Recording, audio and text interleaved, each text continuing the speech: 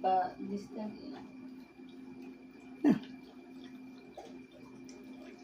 Pulang niro. Pabibi. Yung kaon. Bibi mo na siya, nausan mo na siya eh.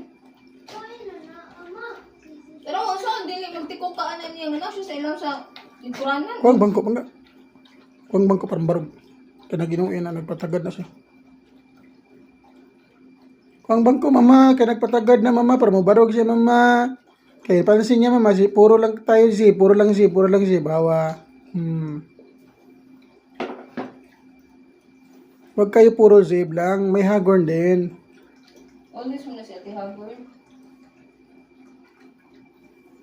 Ano na siya hagorn guys. Pabibi siya ba.